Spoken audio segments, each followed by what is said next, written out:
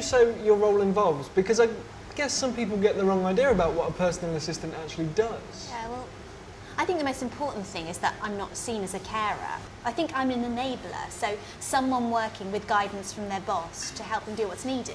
Okay. I think PA sounds a bit more professional. Exactly. And like any other professional role, not everybody's cut out to do it. Yeah, but when you say PA, people think assistant to the boss, people in business suits and that sort of thing. But there's such a human side to what we do. It's a real balance between personal and professional care.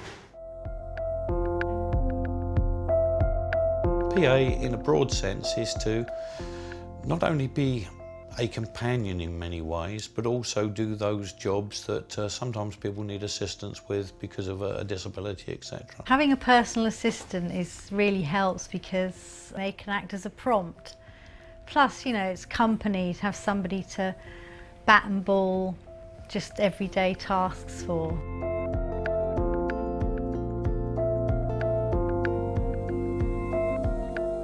The role of a PA is to, I think, promote independence, because the people that I work for just may need a little bit of help with certain things. Oh, it can be anything from, you know, housework, hoovering, helping them keep the house straight, helping them with paperwork, helping them to get out and about. In some cases it might be personal care, it might be making meals for them. Just sometimes it's just a companion visit, you know, you might just be having a chat and a cup of coffee, somebody that's lonely, for example. You're not just helping somebody out, you're not just doing things for me, you're enabling me, to be seen for who I am and what I am by helping me out with the stuff that I just can't do by myself. So I'm working in a way that's specific to your practical needs, but also in keeping with who you are and even how you're feeling on the day. It's all about me helping you live as independently as possible, but on your terms. Yeah, too many people think disabled means unable, but it doesn't, and we're all really different. Well, that's why I work differently with all my employers, because everyone's got different needs and preferred ways of working. You adapt the way you work to suit them. Right, but of course it's up to the employer, you, to make your own life decisions. I just help out with that. So that's why you're a personal assistant and not a carer. Exactly. It's a professional arrangement. You'll pay me to deliver a service. Probably the most important service I'll ever pay for, to be fair. It enables me to stay independent and be me.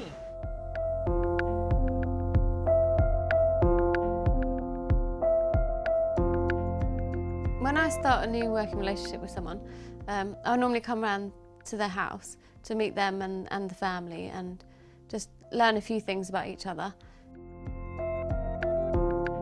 The difference between a PA and somebody coming in from an agency is that you have the continuity and you have the understanding of all aspects of that person's life. With my personal assistant, I'm in charge because she's here to help me, and that in itself is a very empowering dynamic. You have a few teething problems, but after she understands you, you understand her, you get into a swing of, you know, real routine. It's very easy when you work with somebody to kind of do things the way you would do them, and you have to establish how that person wants to do things and how they like to run their life, because how you run your life isn't always the same as how somebody else runs their life.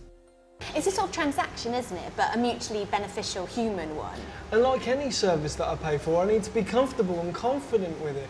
I need to know that our time spent together is going to enable me to do what I want, when I want, how I want. Well, how do you mean? Well, for example, if I was to buy a clutch control car, it's not going to work. But an automatic with hand controls, that's all systems go. And it's exactly the same with what you do for me.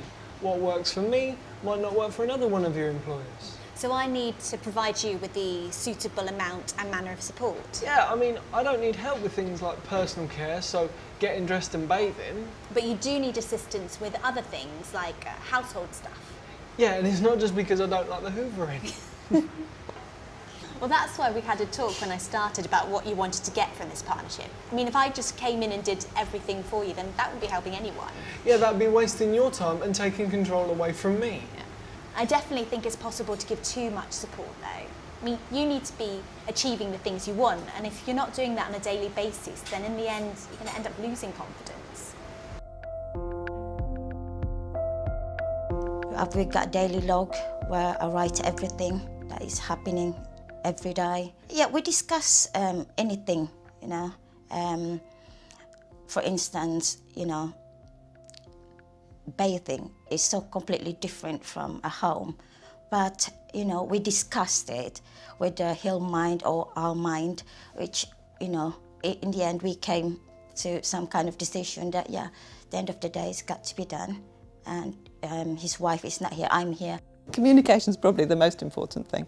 The relationship can often go wrong, and usually it's because you haven't really set the ground rules and talked about it as you go through. Communication is an essential part of that relationship, and it's the key to it working. Even where the person might have difficulties communicating, there are ways of getting around that, and again, time is a key factor, because over time you can accurately second guess, and you can prompt in ways that enable you to communicate even if words aren't being used. When you first started, I was kind of new to the whole chair thing, and I needed you to do a lot more. But now I know what I can and can't do, and when I need help from you. Well, it's like any relationship, isn't it? It sort of evolves. So we need to constantly check in with each other about what our expectations are and go with that. I mean, if what you need changes, then I need to change what I do to suit that. It's just important that we know what to expect from one another. I mean, what do you expect from your PA as an employer, or from me? Timekeeping's a big one. If you're late and I'm supposed to do something but can't because of it, then what's the point? Well, that's day one stuff. And you've got to carry out the tasks that I ask you to help with, because if you don't and I end up needing support at the end of it, then again, it's a waste of time. Well, I think that's where trust comes into it too. I mean, you need to trust me to complete these tasks to the standard you expect. But then I also need to trust you to tell me when you do or don't need assistance in knowing what to do and when. It's about having a good working relationship. Well, exactly, because it is a professional relationship. You're paying me to give you a service, but I think at the same time we both need to put the effort in to make it work. Exactly, you're coming into my home, my world, my life. You need to respect my privacy. And in return, you need to be aware of what you can do to help me get satisfaction from my work and to be a good employee. If you followed a career as a PA, your employment rights are no different from any other occupation. You'd expect to have a written contract with terms and conditions. You'd have the legal minimum of holiday pay and holiday time, if not more, depending what you negotiated. Same with all the entitlements around sickness, maternity, that any other employer would be expected to provide. I mean, you're absolutely covered by employment law. The good thing to do is to have in the contract a probationary period, a month or something, which gives both parties time to get to know each other, see if they're going to like each other. And you know, the notice period within that month would be very small. And then after a month you would have another discussion and maybe set a few more ground rules and then take it from there. We need a contract in employment right from the start, so everything down on paper. Job description, work arrangements, so hours and pay, holiday pay, redundancy and disciplinary procedures too. That's fair enough. I'd expect that in any job that I did, so why shouldn't you here? Just because you're in my home most of the time doesn't make it any less professional. Yeah, and also it protects us both in case of any disputes. Oh, what could go wrong? Have you had any problems in the past? Before me, obviously. Obviously. Well, I think misunderstandings is the biggest thing. I mean, if I'm expecting you to deliver one level of support and you're delivering another, then that's when you're going to have problems. I think personality clashes as well. I think they're quite hard to get over. I mean, if you just don't get on, what can you do? Yeah, but that's talking again. At the end of the day, you can't just let things lie and hope they're going to go away, because they won't. So listen to each other's point of view, try and negotiate a solution. But I think if you can't resolve things, sometimes you've just got to go your separate ways and look for someone who you do work well with. It's about how you do things though and how you say things. I mean, if you make me feel stupid and that I can't turn around to you and say, can we do something differently, then it's just not going to work. It's about mutual respect and treating me with the same feelings that you would have if you were in my position. Well, it's how you behave in any other job, isn't it? I mean, it's not like I'm just a friend coming over to help you out. You're paying me to deliver a professional service, and in return, you should hope it'll be done with commitment, honesty, and to a standard anyone else would want. I think being a PA is a valid career choice, provided that you enjoy being with people. It really, really helps at a grassroots level. At the end of the day, I'm at home struggling and a personal assistant comes in and helps, then that's everything to me. And I think a lot of disabled people would say the same, is that you really, really need some assistance, but you don't need to be patronised. There's no point of me saying, yeah, be a PA. You've got to be able to enjoy what you do.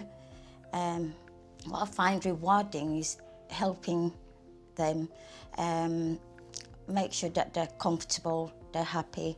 There are tasks involved that you might not opt to do first of all, but you know, like hoovering and cleaning, but it's actually a really quite a relaxed and enjoyable job, although it is a very responsible job, obviously, because you're responsible for somebody's safety. You know, you feel lucky that you can do things for yourself, and it's nice to be able to enable people to do the things that they can't do. To be a PA, the type of attributes that you would need: to have a caring nature, to be able to smile when things aren't always as well as they should be, to enjoy life and enjoy helping people as well. The people I see working as PAs are those people that like other people. They like assisting people, they like seeing other people get the most out of their lives that they can.